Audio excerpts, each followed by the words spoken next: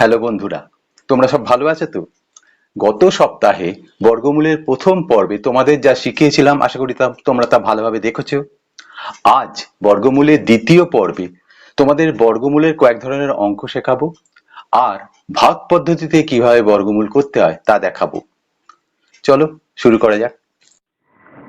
Hello, তোমাদের বলা হলো একদল ছাত্রকে বর্গাকারে সাজাতে হবে, অর্থাৎ বর্গক্ষেত্রের আকারে সাজাতে হবে। তার মানে মোট যটা সারি হবে প্রত্যেক সারিতেও ঠিক ততগুলি ছাত্র থাকবে। যেমন দুটো সারি করা হলো, প্রত্যেক সারিতে দুজন করে, মোট 4জন ছাত্র। এটা বর্গাকারে সাজানো হলো, প্রত্যেক সারিতে দুজন এরকম করে দুটো সারি, তাকে বর্গাকার, পুরো এটা বর্গাকারে সাজানো হলো। তার মানে বুঝতে হবে যে পূর্ণবর্গ সংখ্যা হলেই তবে সেটা বর্গাকারে সাজানো যাচ্ছে। 4 হলো পূর্ণবর্গ সংখ্যা। হ্যাঁ, এবং এ প্রত্যেক সারিতে দুজন করে এবং দুটো সারি। ঠিক সেইভাবে যদি আমরা প্রত্যেক সারিতে 3জন করে করি, মোট 3জন করে, তার মানে হতে হবে 3টে সারি, তবেই সেটা বর্গাকার আকার নেয়। তাহলে 3জন করে 3টে সারি, টোটাল কতজন হচ্ছে? 9জন। 9 হলো পূর্ণবর্গ সংখ্যা এবং 9জনকে আমরা এইভাবে 3টে সারিতে 3জন করে সাজাতে পারি। ঠিক একইভাবে আমরা 4জনকে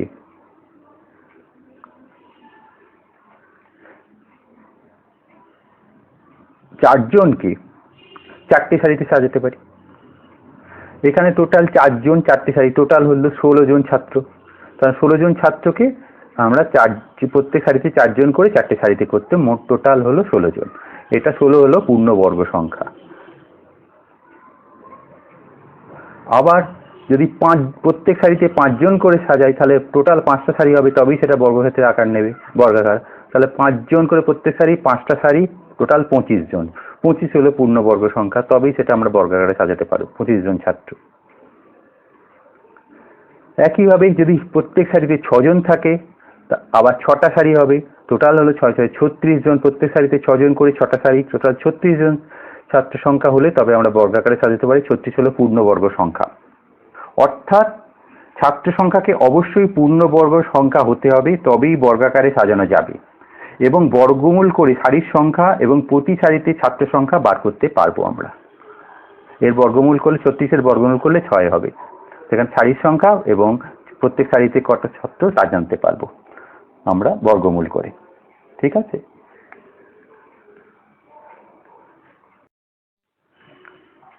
স্কুলের ছাত্ররা মাঠে বর্গাকারে দাঁড়াবে ঠিক করেছে। বর্গাকারে দাঁড়ানোর পর 4জন ছাত্র মাঠের বাইরে থাকলো। যদি স্কুলে 40 জন ছাত্র থাকে, তাহলে বর্গক্ষেত্রাকার সজ্জার প্রতি সারিতে কতজন দাঁড়িয়েছে? এই অঙ্কটা করতে গেলে আমরা ফার্স্টে কি করব? যেহেতু 4জন ছাত্র মাঠের বাইরে আছে, সুতরাং 40 - 4 = 36, 36 জন ছাত্র বর্গাকারে দাঁড়িয়েছে, এটা জানতে পারলাম। এইবার সুতরাং প্রত্যেক সারিতে ছাত্র আছে,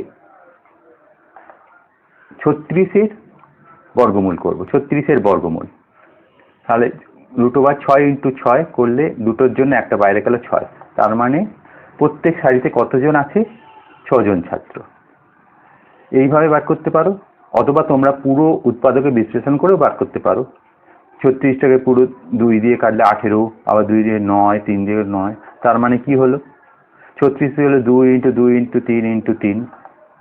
তাহলে বর্গমূল √36 = √2 × 2 × 3 × 3, √2² × 3² পুরো জোড়ার জন্য একটা বাইরে যাচ্ছে 2, এখানেও একটা 3, 2 × 3 6। এইভাবে 6জন ছাত্র আছে প্রতি সারিতে। এইভাবে উত্তরটা বার করা যায়। ওকে? কয়েকজন বন্ধু মিলে বাগান পরিষ্কার করার জন্য কাজে যোগ দিল।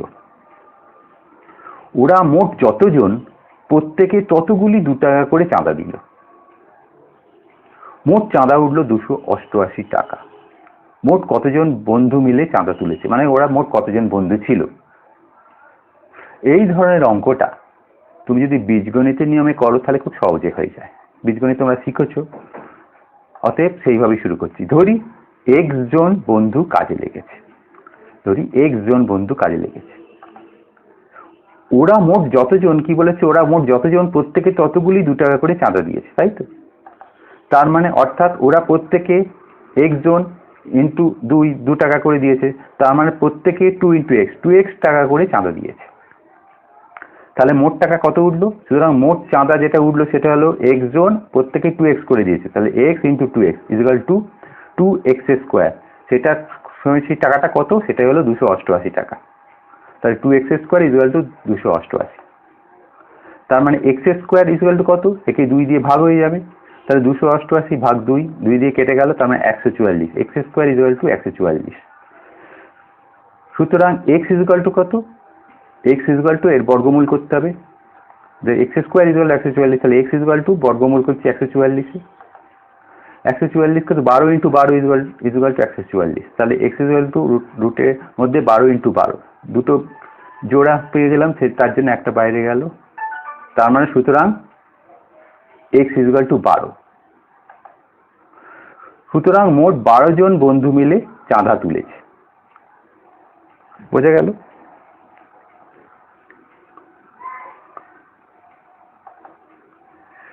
এর পরেরটা বলছে 648 কি পূর্ণবর্গ সংখ্যা? যদি না হয় তবে কোন ক্ষুদ্রতম স্বাভাবিক সংখ্যা দিয়ে গুণ করলে বা ভাগ করলে পূর্ণবর্গ সংখ্যা পাবো? ঠিক আছে, তাহলে 648কে আমি উৎপাদকে বিশ্লেষণ করছি। 2 দিয়ে করলাম, 648কে ভাগ করে 324, আবার 2 দিয়ে করলাম 324কে 2 করলে হলো 162, আবার 162কে আবার 2 দিয়ে করলাম 81, 81 দুগুণে 162, 81কে 3 দিয়ে করছি 3 27 81, তার 27 হলো। আবার একে 3 দিয়ে করছি 3 9 27, 9 এলো। আবার একে 3 দিয়ে করছি 3 3 9। তাহলে 648টাকে উৎপাদক করে বিশ্লেষণ করে কি পেলাম? 648 equal to 2 into 2 into 2, 3 into 3 into 3 into 3, তাই তো? এখানে জোড়ায় জোড়ায় কি দেখছি? দুটো জোড়া, 2 স্কোয়ার। এই দুটো এখন পরে লিখছি, এই 3 স্কোয়ার, দুটো 3, এই দুটো 3, 3 স্কোয়ার, আর এই দুইটাকে শেষে লিখলাম। তার মানে প্রত্যেকটা জোড়ায় জোড়ায় আছে, এটা পেলাম না। সুতরাং 648কে মৌলিক সংখ্যার উৎপাদক বিশ্লেষণ করে দেখা গেল 2 মৌলিক সংখ্যাটির জোড় সংখ্যা নেই, এই 2 এর কোনো জোড় সংখ্যা নেই, আর একটা 2 থাকলে সেটা হয়ে যেত পূর্ণবর্গ সংখ্যা। তাই 648 পূর্ণবর্গ সংখ্যা নয়। তাহলে প্রথম প্রশ্নের উত্তর হলো 648 কি পূর্ণবর্গ সংখ্যা? না, 648 পূর্ণবর্গ সংখ্যা নয়, তার কারণ এইভাবে দেখানো হলো। এইবার বলছি কোন ক্ষুদ্রতম স্বাভাবিক সংখ্যা দিয়ে গুণ করলে বা ভাগ করলে পূর্ণবর্গ সংখ্যা পাবো। তার মানে এখানে আরেকটা 2 দিয়ে যদি গুণ করি, অথবা এই দুটো যদি না থাকতো, তাহলে পূর্ণবর্গ সংখ্যা হয়ে যেত। সুতরাং 648কে ক্ষুদ্রতম স্বাভাবিক সংখ্যা 2 দিয়ে গুণ করলে, আরেকটা 2 যদি আনি, বা 2 দিয়ে ভাগ করলে পূর্ণবর্গ সংখ্যা পাবো। এখানেই উত্তরটা শেষ, আর করে দেখাতে হবে না যে পূর্ণবর্গ সংখ্যা পাচ্ছি কি। এখানেই উত্তরটা তুমি শেষ করে দিতে পারো। কিন্তু যদি প্রশ্নে বলে দেয় সেক্ষেত্রে গুণ করার পর পূর্ণবর্গ সংখ্যাটা কি হবে, তখন তোমাকে করে বার করতে হবে। 648 ইন্টু 2 ইকুয়াল টু 1296। 1296 মানে 36 স্কোয়ার। 36 স্কোয়ার করলে 1296 হবে। এটা দেখানো যায় যে অনেকেই তুমি করে দেখতে পারো। আর এছাড়া ডিভিশন পদ্ধতিতে আমি এই জিনিসটাকে পরে শেখাবো যে 1296কে বর্গমূল করলে কিভাবে 36 বেরোয়। ঠিক আছে, আর উৎপাদক পদ্ধতি করতে গেলে এটা অনেকটা বড় হয়ে যাবে, এই আর কিছু না। আবার ভাগ করার ক্ষেত্রে 648কে যদি 2 দিয়ে ভাগ করি, তাহলে 324 হচ্ছে। 324 মানে 18 স্কোয়ার। 18 স্কোয়ার করলে 324, দুটো পূর্ণবর্গ সংখ্যা পাচ্ছি। ওকে, এখন দেখাবো তোমাদের ভাগ পদ্ধতির মাধ্যমে বর্গমূল নির্ণয়। এটাকে বলছে ডিভিশন মেথড। বর্গমূল নির্ণয় করো 289 এর বর্গমূল নির্ণয় করতে দিয়েছে। এক্ষেত্রে আমরা 289 লিখবো, ডান দিক থেকে জোড়া করব। 89টা একটা জোড়া, এখানে 2, একটা সংখ্যা থাকছে, একটাই থাকলো। যদি আর একটা থাকতো তাহলে দুটো নিয়ে জোড়া হতো, কিন্তু যদি না থাকে তো একটাই থাকবে। ওকে, ডান দিক থেকে জোড়া করতে হবে। এইবার প্রথমে 2কে আমরা দেখবো, 2কে কত দিয়ে, এখানে 2 দিয়ে গুণ করে যদি করি 2 দুগুণে 4 হয়ে যাচ্ছে, অনেক বেশি হচ্ছে, হবে না, তার থেকে কম, মানে 1 ইন্টু 1 করলে 1 আসছে, তার মানে 1 দিয়ে যাচ্ছে, 1 লিখতে পারি। 1 ইন্টু 1 ইজ ইকুয়াল টু 1। এই 1টাকে বসলো, এটা এর থেকে বিয়োগ হলো, 2 থেকে 1 বাদ যাচ্ছে, তাহলে এখানে হবে 1, আবার তারপরে 89টা ঢুকবে, তাহলে 1 আর 89টা বসলো। এইবার 1-এর ডবল এইখানটায় লিখবো, তার মানে এখানে কি লিখবো, 2। এইবার এই 2টাকে কি করব, এখানে ডান দিকের সংখ্যাটা বাদ দিয়ে দেখবো 18, তো তাহলে এইখানে যা সংখ্যা বসাবো সেই সংখ্যাটা এখানে দিয়ে গুণ করলে এই জিনিসটা আসতে হবে। আপাতত প্রথমে এই সংখ্যাটা বাদ দিলে 18, তার মানে 2কে 9 দুগুণে 18 হয়। তাহলে আমি যদি এখানে 9 বসাই, এখানেও যদি 9 বসাই, তাহলে দেখবো 189 বা তার কমে আসে কিনা। বেশি হলে চলবে না, কিন্তু 189 কম হতে হবে, অথবা খুব জোর 189 হবে, তবেই আমি এখানে বসাতে পারবো। একটা রাফে করে দেখি, এখানে যদি 9 বসাই, এখানেও 9 বসাই, তাহলে 29কে 9 দিয়ে হচ্ছে, তাহলে 261, 189 থেকে বেশি হবে না। তাহলে এখানে যদি 8 বসাই আর এখানেও 8 বসাই, তাহলে 28কে 8 দিয়ে গুণ করতে হবে। 28 ইন্টু 8 224, না, তাও অনেক বড় হয়ে যাচ্ছে, তা এটাও হবে না। তাহলে এখানে 7 বসাচ্ছি, এখানেও 7 বসাচ্ছি, তাহলে 27কে 7, 189 এসে গেছে।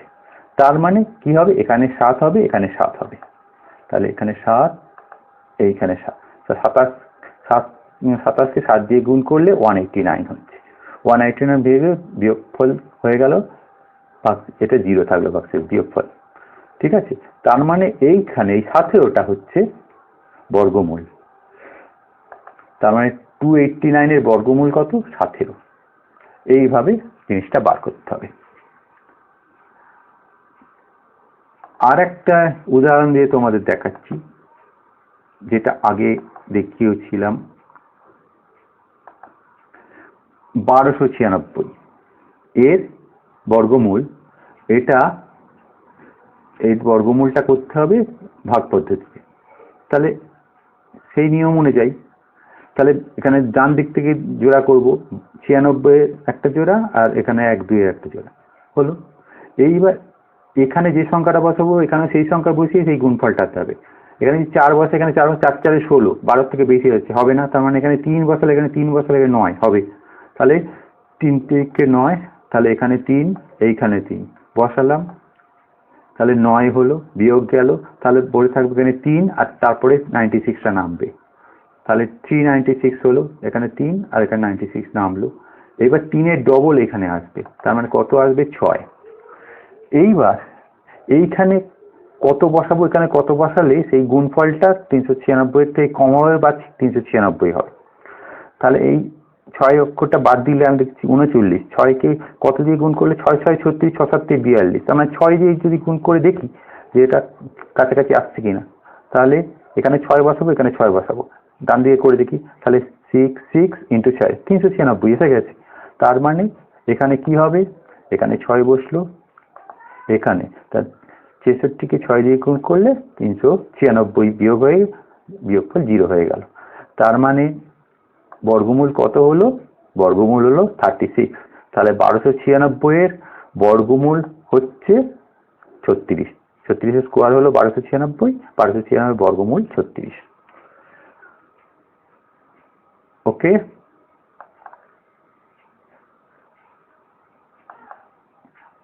আজ এই পর্যন্তই। তৃতীয় পর্বে আরো কিছু বর্গমূলের অঙ্ক শেখাবো, ঠিক আছে, বাই।